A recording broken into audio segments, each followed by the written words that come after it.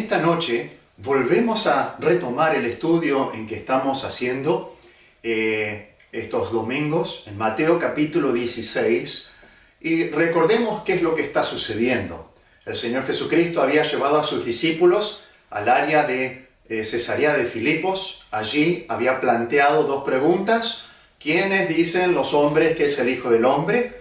Y los discípulos le dijeron que la gente en general decía que Jesús era un gran profeta que había resucitado de los muertos y por eso tenía estos poderes milagrosos. Luego preguntó, ¿quiénes dicen ustedes que es el Hijo del Hombre? Y Pedro confesó, tú eres el Cristo, el Hijo del Dios viviente. Luego Jesús le hace una serie de promesas a los apóstoles en cuanto a su iglesia, de que Él edificaría su iglesia, de que Él resucitaría o resucitaría la iglesia, y también la autoridad que le daba a la iglesia para establecer la disciplina en la iglesia, y también a los apóstoles para escribir las Escrituras. Pero recordemos que este es un punto en donde el ministerio del Señor Jesucristo está cambiando o está en transición, porque está mostrando el evidente rechazo del pueblo judío al Mesías, y entonces el subsiguiente cambio dentro del plan de Dios a establecer un plan o un programa en relación a la iglesia. Y entonces el Señor Jesucristo, después de hacer estas promesas, Él va a darle una revelación o le va a explicar un poco mejor cuál es el plan o el camino de Dios. Nos dice en el versículo 21, desde entonces comenzó Jesús a declarar a sus discípulos que le era necesario ir a Jerusalén y padecer mucho de los ancianos, de los principales sacerdotes y de los escribas, y ser muerto y resucitar al tercer día. Aquí es donde el Señor Jesucristo comienza a declarar, y la idea es, comienza a anunciar claramente, abiertamente, en cuanto a su futura muerte y resurrección. Ahora recordemos que el Señor Jesús ya lo había declarado a través de símbolos o indirectamente, pero esta es la primera vez que Él claramente declara a sus discípulos que Él tiene que morir en Jerusalén. Pero no va a ser la única. Esta es la primera de 5 menciones claras que Jesús hace en Mateo a sus discípulos. Y Él dice que es necesario. Esto era parte del plan de Dios para su vida. Jesús aquí va a describir el camino que Él tenía por delante, y era un camino de sufrimiento. Y la verdad, amigos y hermanos, es que el plan de Dios para tu vida es lo mejor, aunque sea un camino de sufrimiento. Y eso es lo que eso es lo que aprendemos en este pasaje. El plan de Dios para tu vida es lo mejor, aunque sea un camino de sufrimiento. Y vamos a ver 4 situaciones en las que le llevaba el camino de Dios a Jesucristo. 4 situaciones a las cuales le llevaba el camino de Dios. En primer lugar, el camino de Dios lo llevaba al peligro. Él dice que es necesario ir a Jerusalén. Jerusalén, o sea, Él tenía que apartarse e ir desde el lugar donde Él estaba, allí al norte, bien alejado de la tensión y del peligro, y tenía que ir hacia Jerusalén. O sea que Él iba a estar saliendo de la tranquilidad de Cesarea de Filipos y dirigirse a la fuente de oposición. Hay momentos de retiro y hay momentos de confrontación, y eso había no solamente en la vida de Jesucristo, pero en tu vida y en mi vida también. Hay momentos de paz y de tranquilidad, pero también va a haber momentos de sufrimiento, de confrontación y de conflicto. Jerusalén significa fundado sobre paz, pero lo que menos tenía en relación a Jesucristo era paz. Jesucristo vino a ofrecerle paz, pero Jerusalén se oponía a Jesucristo.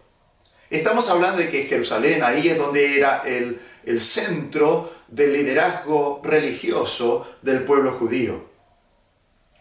Jerusalén debería haber ofrecido paz al rey de paz, pero lo único que ofrecía era hostilidad. Era la ciudad religiosamente más importante de Israel porque allí estaba el templo. Y allí se reunía el Sanedrín también, el cuerpo dirigente religioso de los judíos.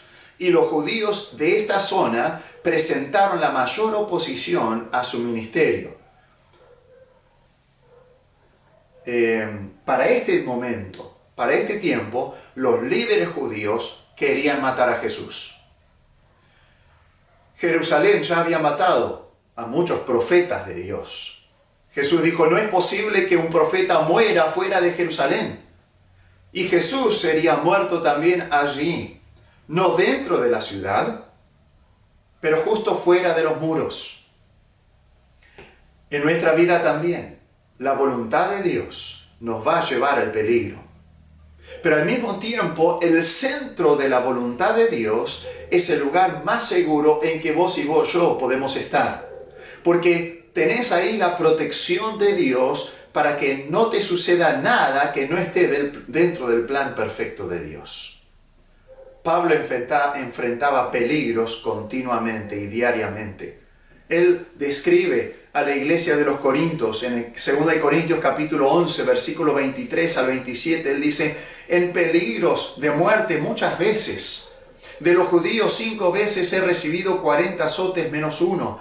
3 veces he sido azotado con varas, 1 vez apedreado, 3 veces he padecido naufragio. 1 noche y 1 día he estado como náufrago en alta mar, en caminos muchas veces, en peligros de ríos, peligros de ladrones, peligros de los de mi nación, peligros de los gentiles, peligros en la ciudad, peligros en el desierto, peligros en el mar, peligros de falsos hermanos, en trabajo y fatiga, en muchos desvelos, en hambre y sed, en muchos ayunos, en frío y en desnudez. Esa clase de peligros enfrentaba Pablo. Y si Jesús enfrentó peligros en el camino que Dios había trazado para su vida, ¿por qué pensaríamos que nuestro camino, que Dios traza para nuestra vida, esté ausente de peligros? Vamos a enfrentar peligros. El problema es cuando vemos nosotros el peligro que nos lleva el camino de Dios y por miedo o por falta de disposición nos salimos del camino de Dios y nos desviamos. Ahí es donde viene el problema. Pero el camino de Dios llevaba a Jesús no solamente al peligro, sino también llevaba a Jesús al rechazo. Porque él dice, no solamente era necesario, dice en Mateo 16, 21, le era necesario ir a Jerusalén, sino también padecer mucho de los ancianos, de los principales sacerdotes y de los escribas. El camino de Dios lo llevaba al rechazo. Esta frase describe el odio y la rebeldía del liderazgo judío. Padecer, esa palabra. Padecer significa experimentar una sensación o una impresión y usualmente es doloroso. Los evangelios hablan mucho acerca de los padecimientos de Jesucristo. Esa palabra padecer en el griego es muy similar a la palabra Pascua. Es más, el Señor Jesucristo fue a padecer a Jerusalén en tiempos de Pascua y eso es muy interesante. Es más, Jesús les dijo esto, así está escrito y así fue necesario que el Cristo padeciese y resucitase de los muertos al tercer día. Eso era parte del camino de Dios para su vida. Parte del plan de Dios era padecer, era sufrir. Y el padecimiento de Cristo no solamente era la muerte, sino el sufrimiento antes de morir. Y eso es lo que nos describe esta clase de rechazo y odio que los judíos sintieron por Cristo. Porque no solamente lo mataron, sino que le hicieron sufrir hasta la muerte. La crucifixión le trajo mucho sufrimiento y la soportó plenamente y conscientemente. Jesús padeció por nosotros. Jesús padeció por nuestra justificación.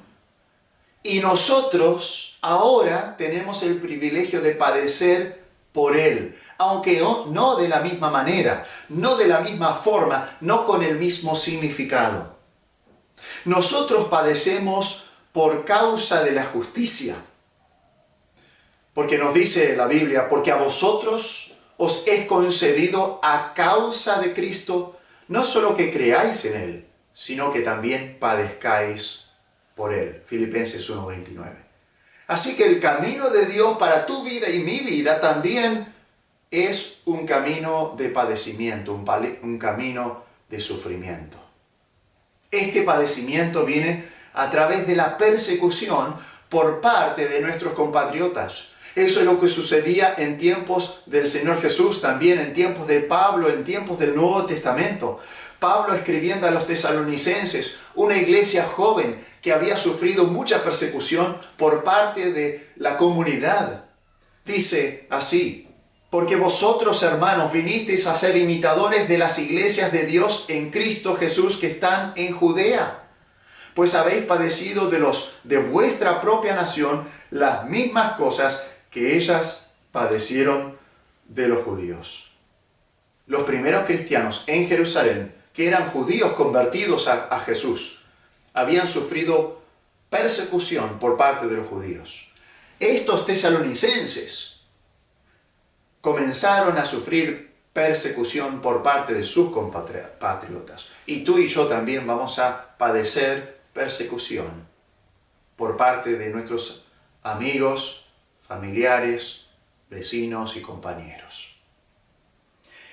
En medio del padecimiento, Pablo estaba animado.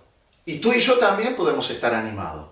Porque Pablo confiaba en Dios. Él dice esto en 2 de Timoteo 1:12, por lo cual asimismo padezco esto, pero no me avergüenzo, porque yo sé a quién he creído y estoy seguro que es poderoso para guardar mi depósito para aquel día.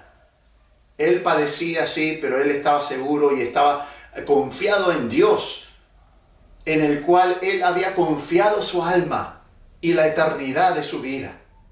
Así que él podía padecer sin tener vergüenza, porque sabía que Dios era poderoso para guardarlo para aquel día de Jesucristo. Y los sufrimientos y los padecimientos nos enseñan lecciones importantes. En tu vida y en mi vida. ¿Por qué debemos padecer cosas o sufrimientos en la vida cristiana? Porque nos ofrecen lecciones tan importantes que tenemos que aprender.